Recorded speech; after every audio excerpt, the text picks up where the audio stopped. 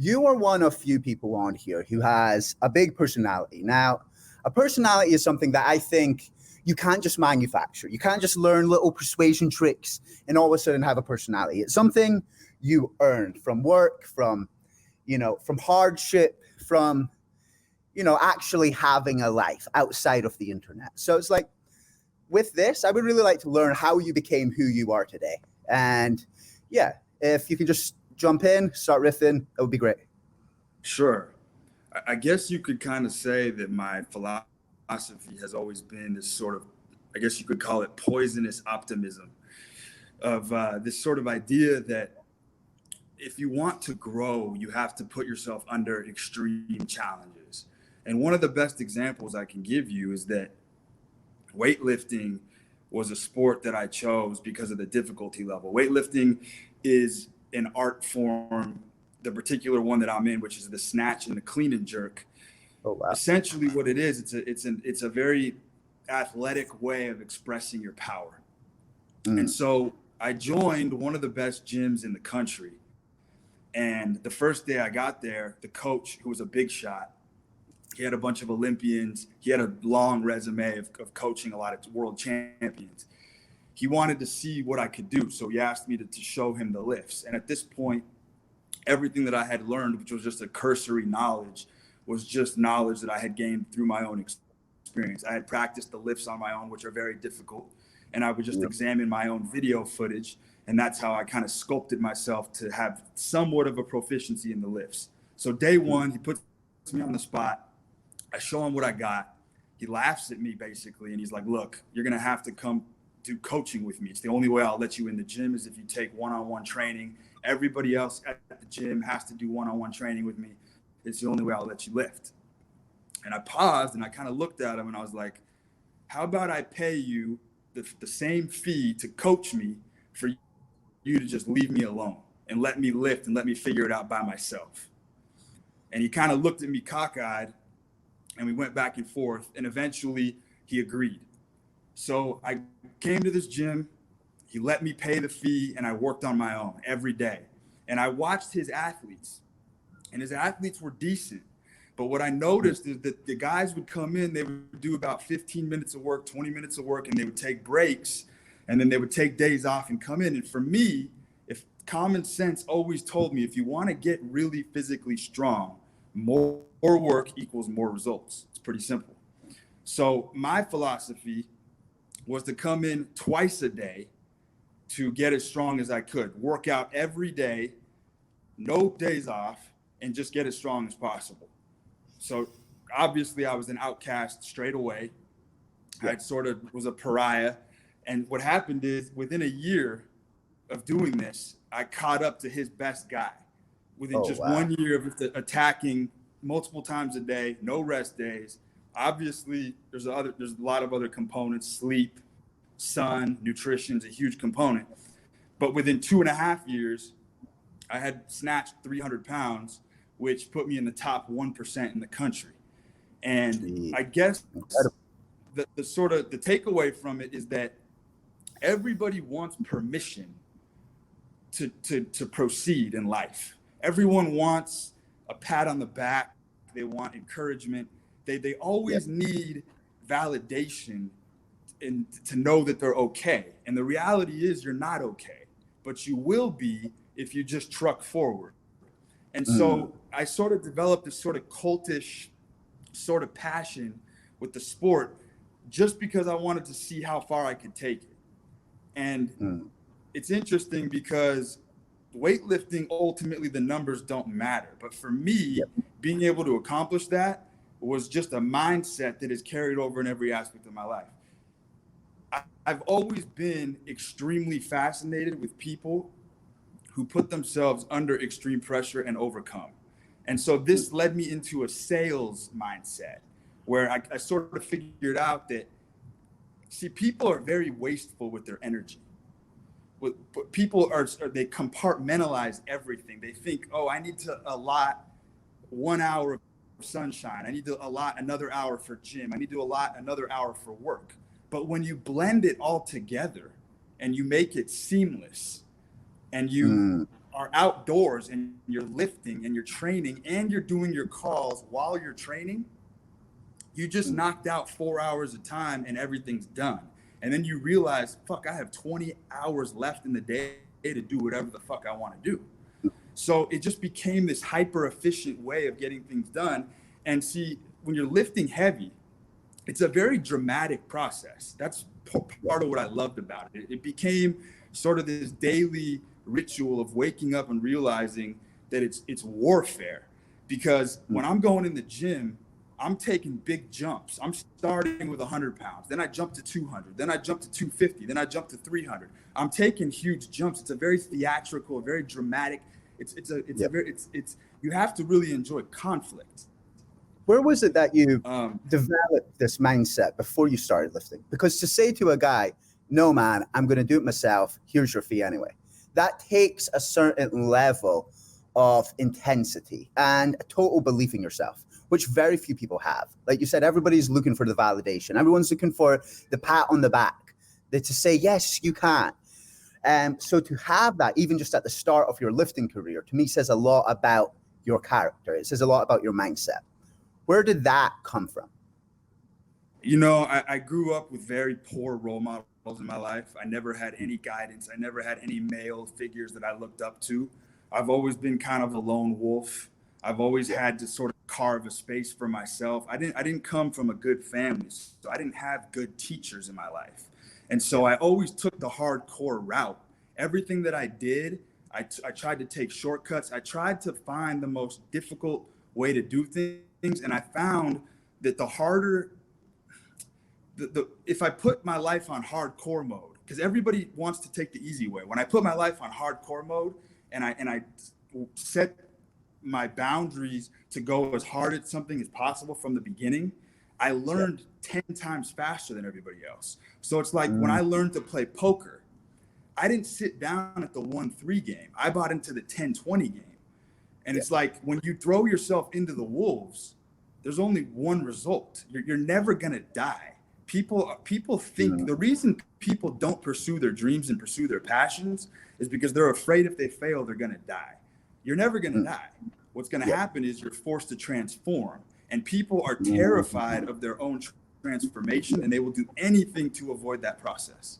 It's not death. Everybody, go ahead. So do you think like everyone's too scared of? They're so scared that they're almost trapped by their comfort. 100%. And that's really the problem with modern life is everybody has their air conditioning running. Everybody wants to sleep on a soft surface. And it creates this very soft mind of everybody wants the easy way out. But see, that's why, like, even in business, the mindset from lifting translates so perfectly. One of the things that happened is with this weightlifting mindset that I achieved, what I would do, and I even had a tweet about this, I checked into a hotel when I was very broke. And my mission was to see how long I could last in a hotel with nothing and see if I could survive. And most people would think if you're broke and you don't have a place to live and you have to move into a hotel, you go to the cheapest hotel and you skimp and you go cheap. But it's the opposite. I checked into a 4-star hotel that was $350 a night. I prepaid 1 week in advance, and I gave myself a 7-day head start. I was selling timepieces at the time, very high-end watches, Rolexes, Audemars, things of that nature. When I went to sleep at night, it occurred to me that every person in the hotel that I was staying at, above me, below me, to the left of me, to the right of me, was a client. Everybody at that hotel could afford the product that I was selling. Every single person in the hotel. And so people that are sleeping 5 feet from me in the next wall are an option for me to sell to. And so what happened is every morning I'd wake up, go lift, come back to the hotel, stay by the pool all day long, which was on a rooftop, tip all of the bus boys, all the servers, take really good care of all the service workers. And then what happened is eventually I had such rapport and such a good reputation upstairs. I started bringing all the clients, all the hotel people. I started chilling with them by the pool. Next week, I'm hawking watches, selling incredible timepieces. Had a buddy of mine who would front me the money on some of my sales. I would pay him 20%. I would eat 20% off the top just so I could pay the hotel room. And I just got myself into an absolute environment where I was thriving. I mean, beautiful. Hand over fist money coming in because I 100. chose the most difficult, hardcore option. Yep. So, you know, I did something similar when I was like 16. I had a marketing mentor in Thailand, 16, 17, had $600 to my name. I was like, fuck it. I'm going to go to Thailand, $600. Didn't really have any skills, but forcing yourself in a position where you either eat or starve, and it's directly correlated to your effort, makes you grow faster than literally anything. You know, if you don't produce, you don't eat. This is a mindset very, very few people, a position most people are scared of. But if they want to get their income from bang, bang, it's by far the fastest way. 100%. And here's the thing. When you have to put food on your own table every day, and that rent is due every day at the front desk, I had to show up by 5 p.m. to re-up my room. When I'm making a sale,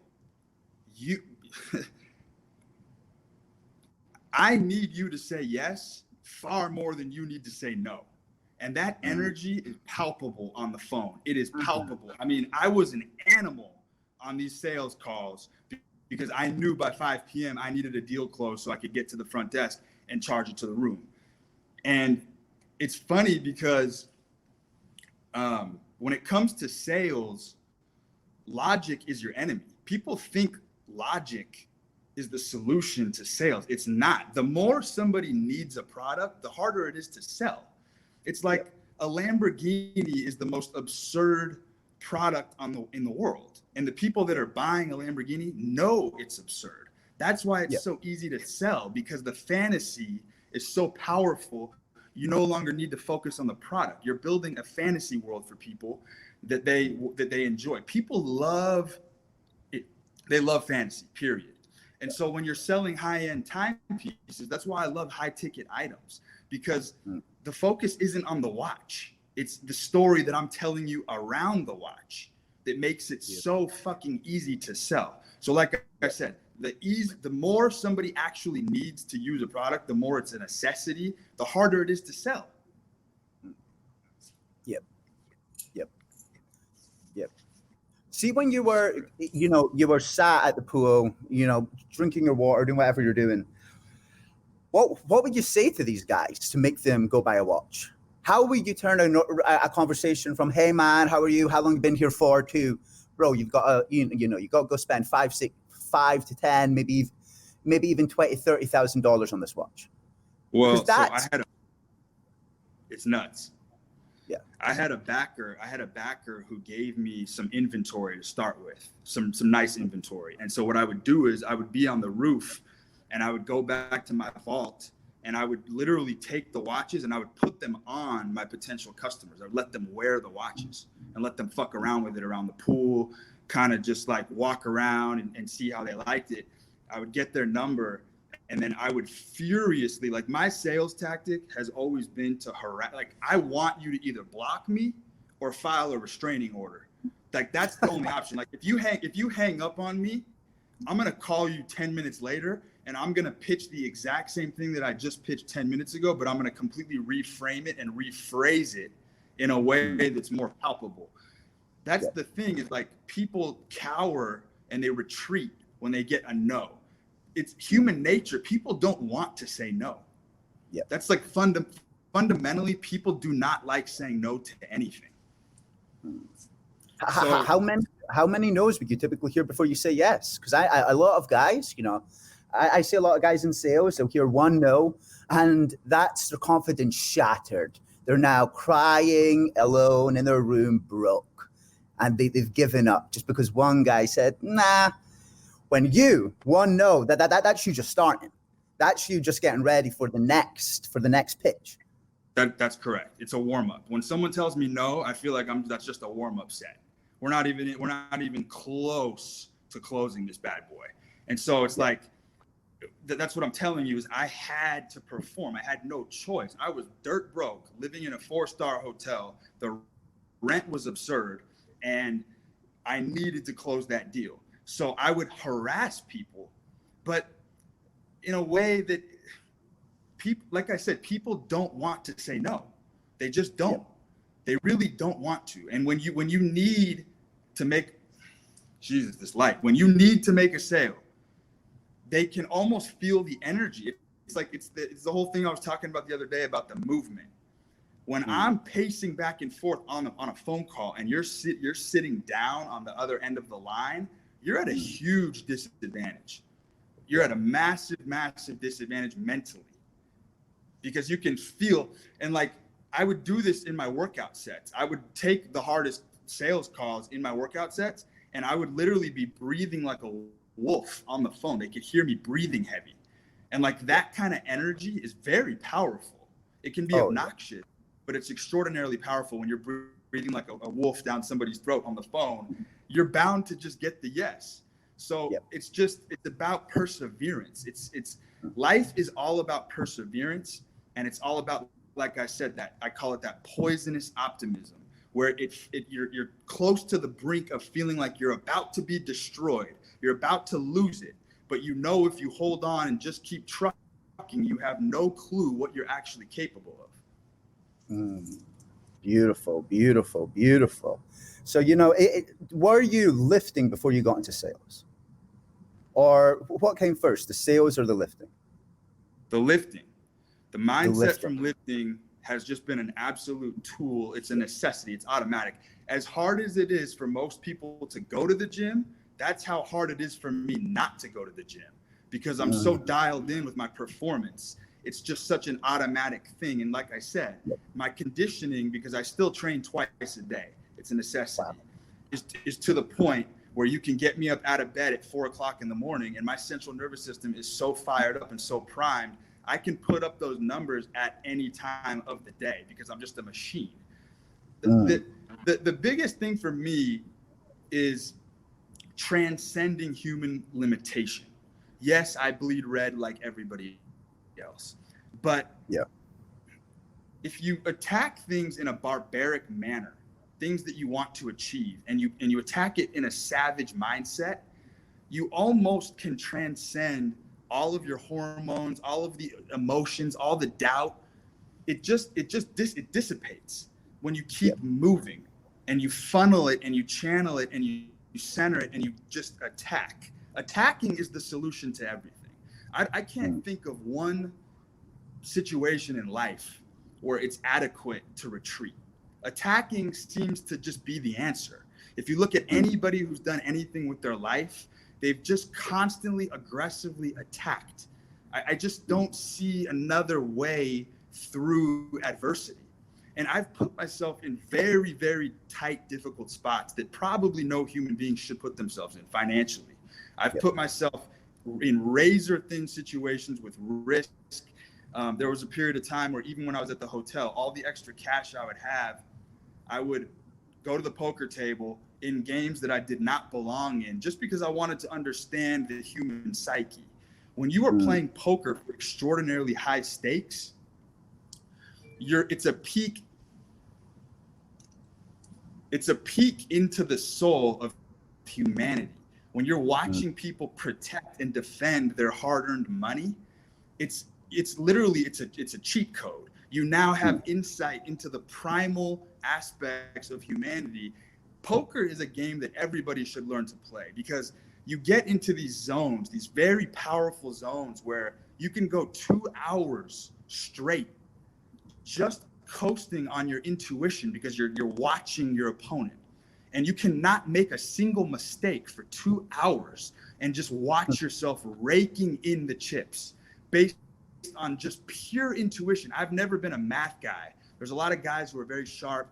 They do business with models and math. I'm all about intuition. Intuition supersedes everything in nature, especially when it comes to games of risk, of chance, when it comes to high payoff, you can't lose if you trust your intuition. So, do you think, so if you're playing poker, like when you first got into poker, would you trust your intuition then? Or did you train your intuition? This is something I've always been very curious about. Is intuition a thing that we all have, that we can all innately trust? Or is it something that you grow to trust from repetition? It's like when you go to squat, intuitively you can just did it and you're not even thinking about it. For the guy who's just started squatting, he has to think about it. He doesn't have that intuition. If he does it too fast, he may break his back. How do you develop intuition that you can trust? It's actually a very good question. And so here's my answer to that. And the squat's actually a great example. In that same gym, the reason his athletes did not progress in the way that they could have, in my opinion, when I would watch them, is you would see these really big, strong guys put a lot of weight on the bar and they would go for a max lift. And the whole gym would be watching and they'd be fired up. And you would see they would hit a sticking point. And you could tell they had the athleticism, they had the power, they had the strength to finish the lift, but they just didn't have the mental component and they would quit and they would drop the bar. Because learning how to fight with heavy weight is a skill all in its own right. So you can be extremely powerful and extremely strong, but learning how to fight with heavy weight is an entirely different skill set. And once you get to the point where you can learn how to fight with a heavy load on your back, that's where your intuition really kicks in. But you have to get to the point where you can push through the mental limitation, and then it's all intuition from there. Yeah. So you think it's pushing your body so far to the point it's at the breaking point that then the intuition comes in. 100%. Yeah. I've grew fairly good at being able to just generate nice windfalls of cash. It's what I do for clients. I run big kind of campaigns. And I developed that from being in positions where I had rent the next day. I had zero money in my bank account. And I was like, fuck, how do I make 5 to 10 grand today? Not tomorrow, but right now. And when you're in pressure like that, when you are like, oh shit, I might starve, I might be homeless tomorrow, that is when I would always find that's always when the next idea would come and the money would just pow. And I'm guessing it's the same with lifting. I'm guessing it's the same with, some guy in the comments asked how similar swooping and girls. I think they're all the same. And it's like if you put yourself into a social situation where you must perform, where there's, you're with a bunch of high level people, there's a lot of hot girls, you don't have time to have social anxiety. You end up being able to say the right things because you have no other option. You either say the right things or you look like a dickhead in front of everyone.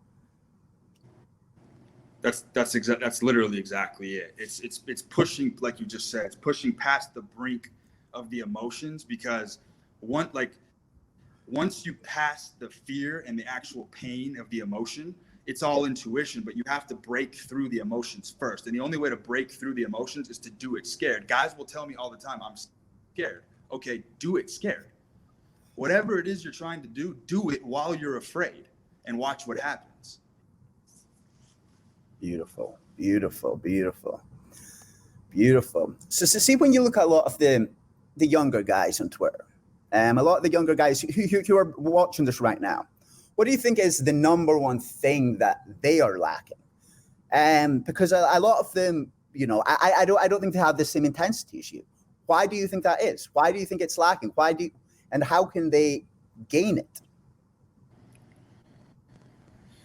I mean, this is a pretty controversial opinion, but I'm 100% certain that 100% of people need more chaos in their life. They need to actually feel the threat of having things that they love taken away from them in order to change. It's the only way. People are far too comfortable.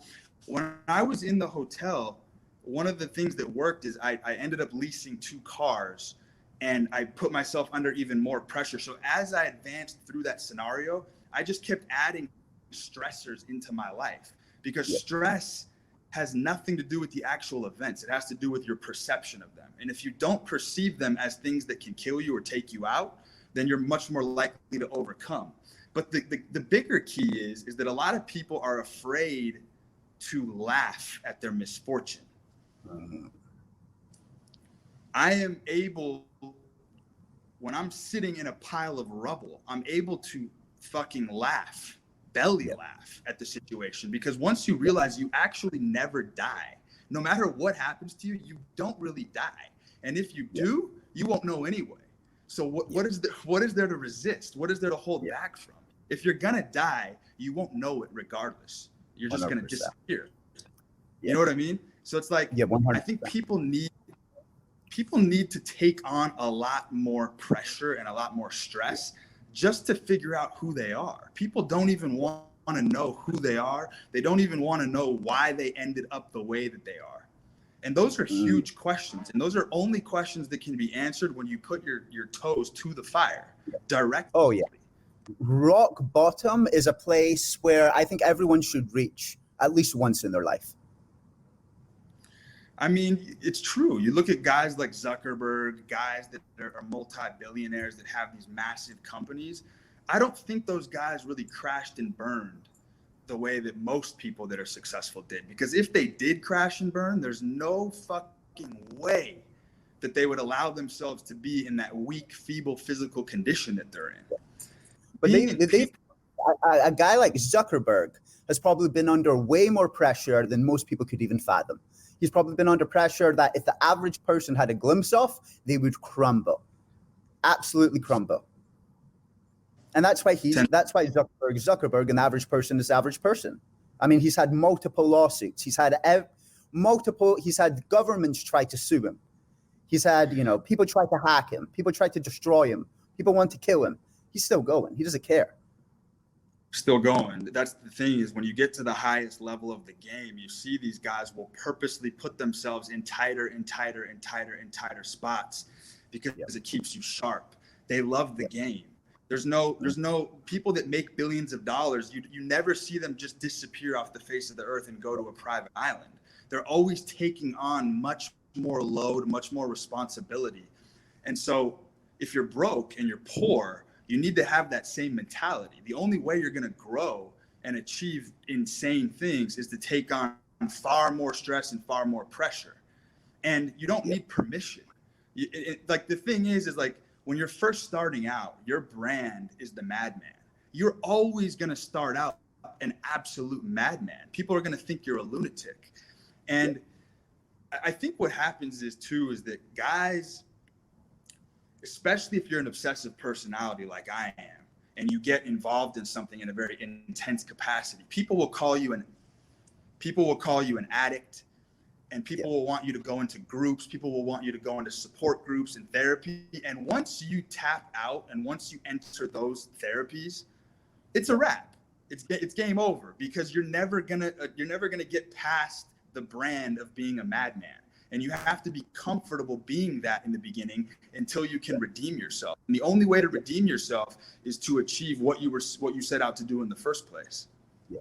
I was reading an esoteric book yesterday called The Gospel of Thomas, and there was a line in it which was beautiful. It was like, what's inside you, if you don't let it out, will destroy you. But if you let it out, it will be the thing that makes you. So it's like you and I, we've both got what many would say addictive personalities.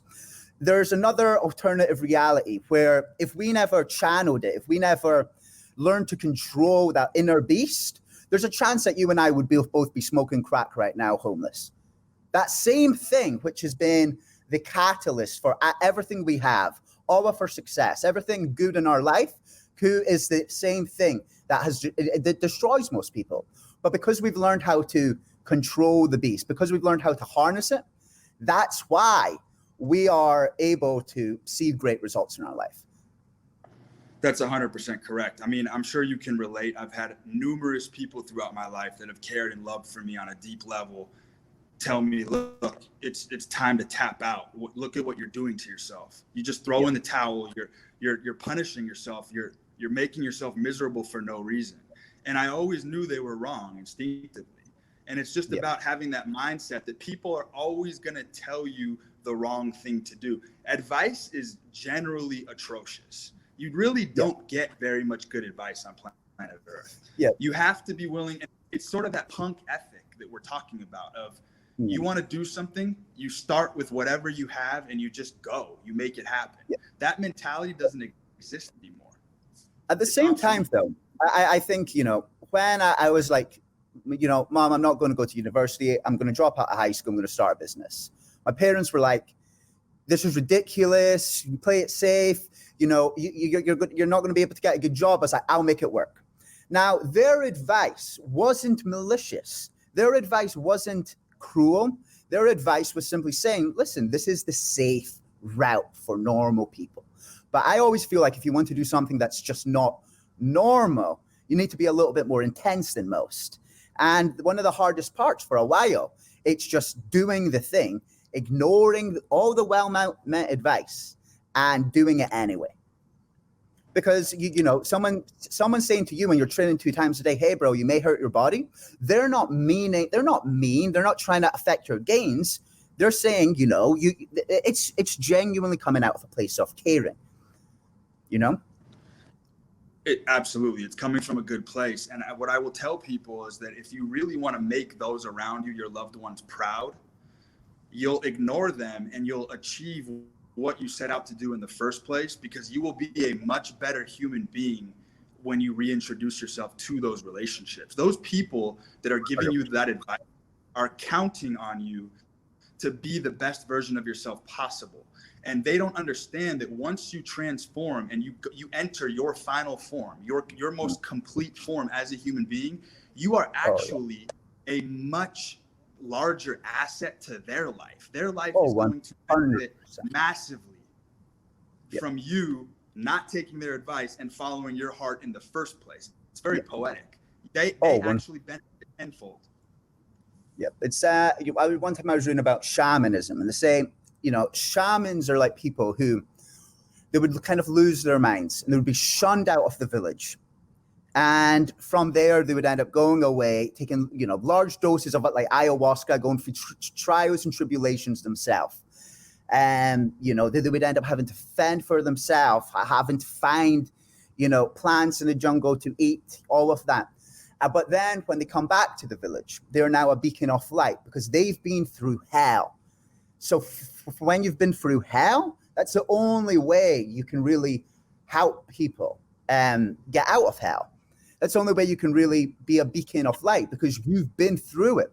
It's very hard to be a beacon of light when you've only ever played it safe. It's so true. And it's like every quote that everybody loves, all of these beautiful pieces of wisdom that people, all these quotes, all these memes, those all came from people who went to the depths of hell to retrieve that knowledge that you are now the benefactor of.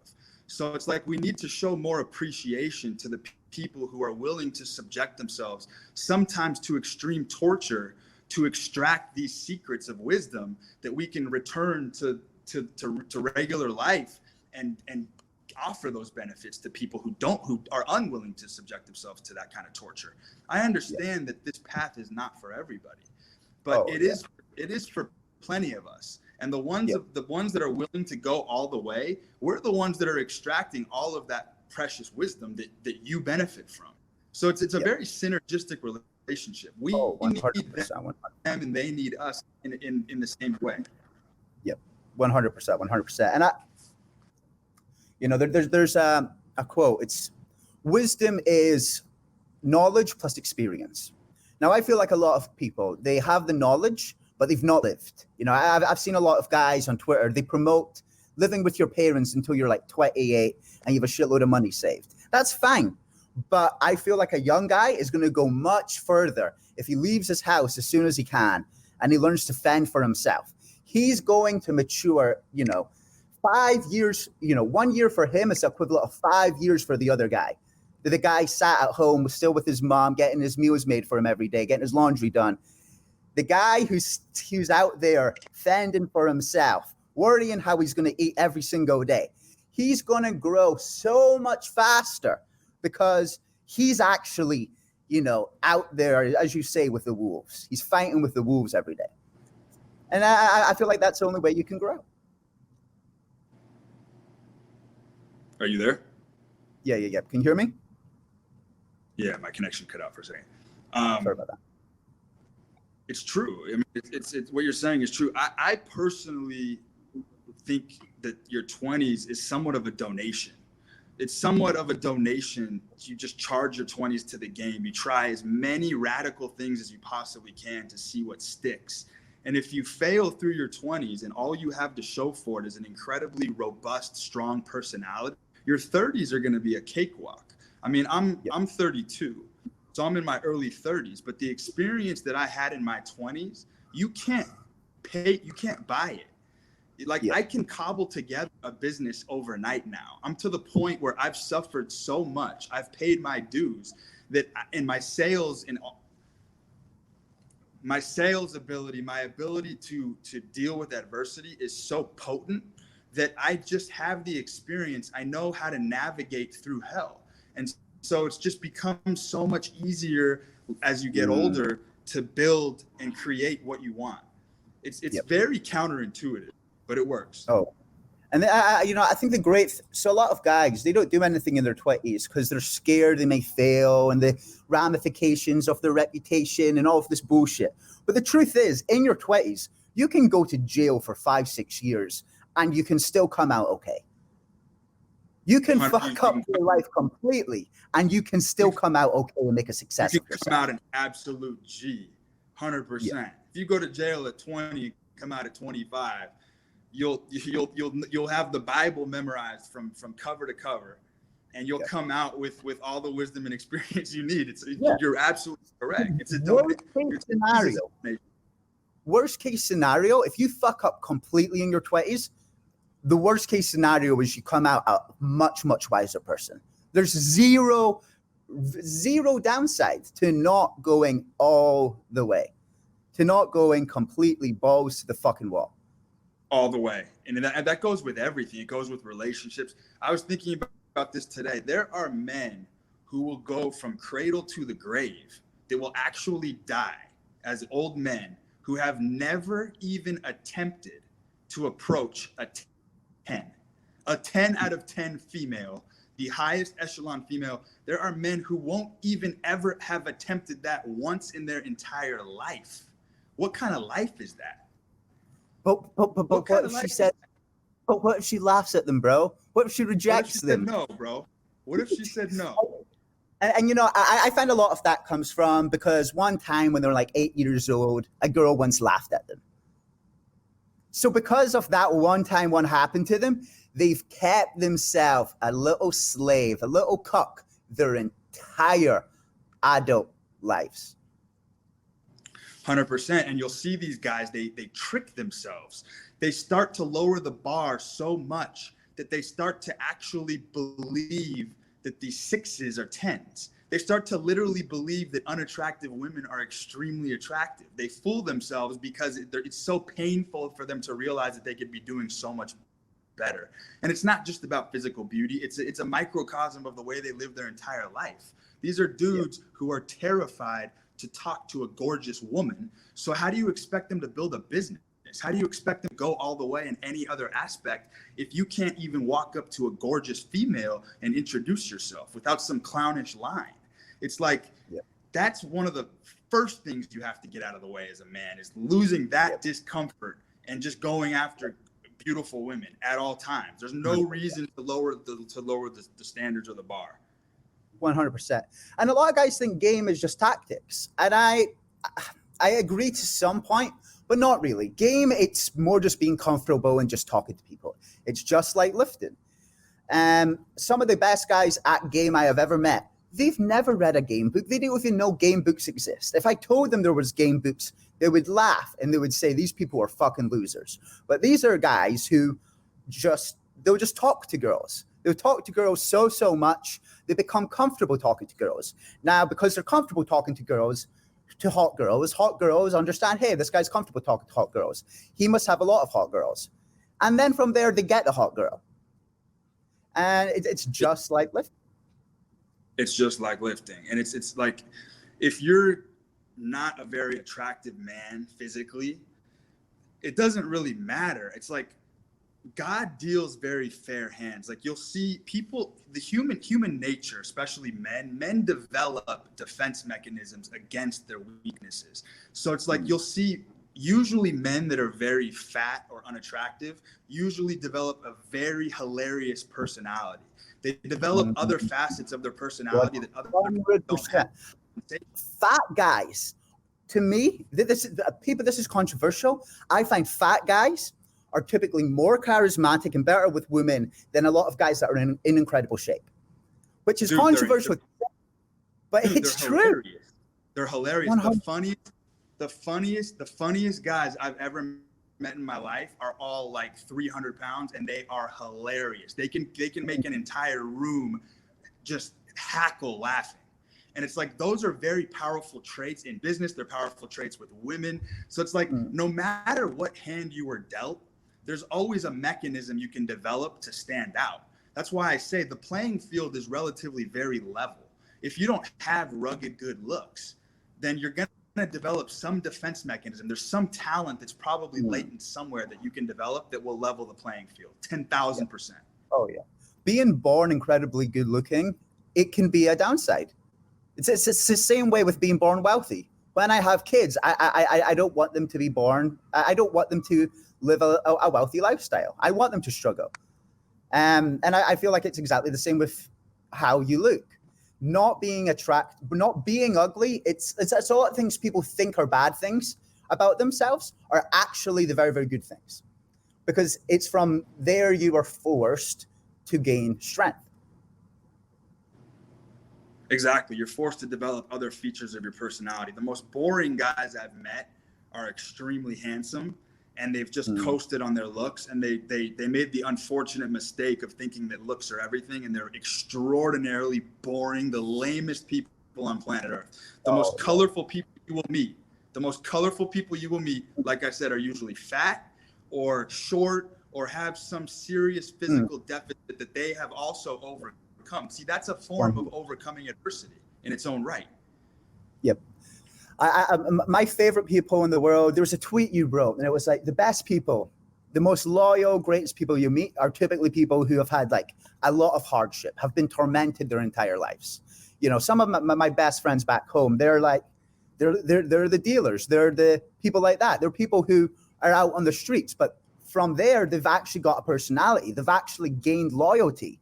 I would trust you know, the coke dealer who has had shit his entire life, who had a mom who overdosed when he was like 4. I would trust him over a lot of these 20-year-old ecom kids that have always played it safe, because they are people who they've had to be loyal. They've had to have legit character, or someone's going to show up to their door and break through both of their kneecaps. The ecom kid, he doesn't need to be loyal to anyone because he's only on the screen. Dude, you know, that's it. And I mean, that loyalty that they develop is exactly what we're talking about. They were in such a deficit in their life. They developed that loyalty as a defense mechanism to survive. They had to be loyal to survive.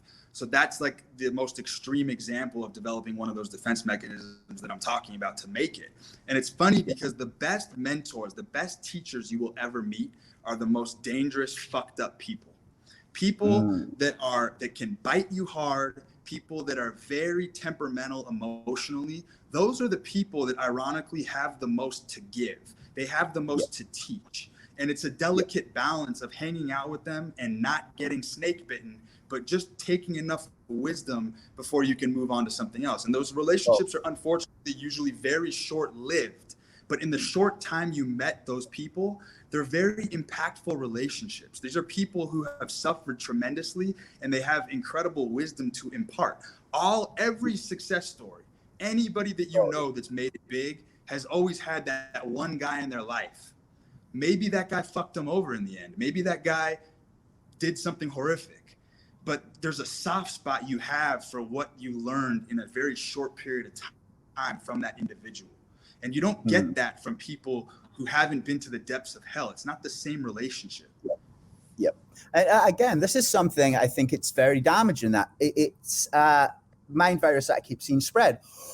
Oh, you are the average of the 5 people you talk to. Only talk to super high level guys, blah, blah, blah. That it's very, very damaging because you close your mind off to so much wisdom. So much wisdom. I've sat and talked to homeless heroin addicts and had great conversations and learned shit about life. I've learned tons from those guys. Now, if in my head, I was like, oh, this is just a little junkie, I'm not going to talk to this guy, I would have missed out. I would have fucked up. My snobbery would have stopped me from gaining knowledge. Dude, it's incredible how much wisdom that they have. It's true. It's really true. It's like my advice to anybody who comes from an extremely good family, very wealthy, has been somewhat terrified of that element. Those people need to hang around that element the most in small doses. I mean, those people need to go into the trenches and ride around with a guy who's been to prison for 10 years, because he'll teach you something. He'll teach you something real. And it might be tough. He might snap on you. He might be manipulative. Some of these guys can be very predatorial and manipulative, even in their relationships with other men, but you learn to defend against it. It's important to expose yourself to it just so you have the experience of learning how to defend against predatorial behavior. When you 100%. Hang around people who are just Johnny Goodfellows all the time, you don't learn anything. There's nothing to throw you off balance. And I think it's very important. And like I said, those people, ironically, usually have big hearts in some very profound way. They have really 100%. Big hearts, and they want to be there for people. Yeah, I find them, to me, the guys that come across really nice, they're overly nice to everyone. They're the people pleasers. They're the guys that are going to backstab you. It's the guy who can kill you with his bare hands, who is connected up to political level, who is one of the kinder, more generous people. And it's probably because he doesn't need to be nice to you. He doesn't need to be kind to you. If he's kind to you, it's because it's a choice. When the overly nice people pleaser, he has to be nice to everyone. And because he has to be nice to everyone, there's nothing there. There's nothing there. Mercy is how you know that you're a good man.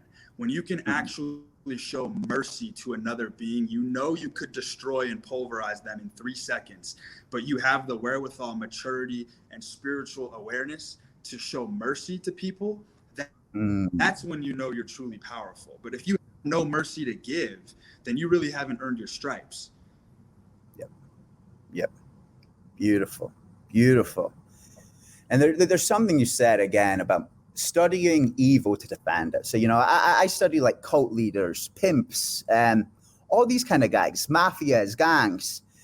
Now, I'm not wanting to start any of these things, but the tactics to do evil and the tools to do evil can also be used to do good. The tactic to, inspire, a cult can be used to inspire people to do good. It can be used to inspire people to lift, inspire people to do good change in their life. It's not the tool that's bad. It is the intent of the tool, I find. The tool is just a tool. Let me ask you a question.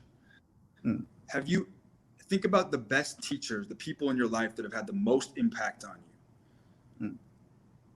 The common theme that I think you'll find is that anybody who's ever had the most direct impact on your growth is somebody that could have absolutely destroyed you. 100%. Absolutely. They had the capability of destroying you in some fashion, or to be able to devastate you in some. If someone doesn't have the capacity to devastate or overwhelm you, what is there to be gained? 100%. Knowledge-wise. 100%. I mean, that's why we're not out here learning from our children. I mean, we're not learning from infants. We all choose these very powerful people as our coaches. Yep. This is why I think the school system's flawed. I remember one time there was the business teacher at my school. He I said something, you know, I answered a question. It was right in a way. That's the right answer, but I can't. It won't be. It will be accredited in an exam. They don't count it. Then I went. Then I was like, question: if you understand business, why are you not running a business, and why are you only making 30 grand a year being a teacher? And he looked and went, that's the reason for all my self-loathing. So this is a guy who's teaching, and he's never done anything. I would rather learn from the guy who dropped out. I would rather learn from, again, a drug dealer. They've actually done business. Hello? Can you hear me? Yeah, I'm here. They're actually accredited teachers because they have experience. It's not just knowledge, it's real experience. Oh, I think he's cut off for a while. He'll be back.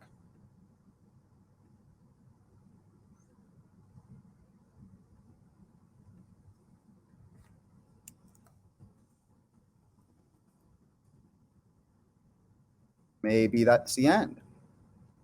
Right, guys? I think his phone maybe died. We'll maybe continue. I'll let you know, but thank you for watching. Goodbye.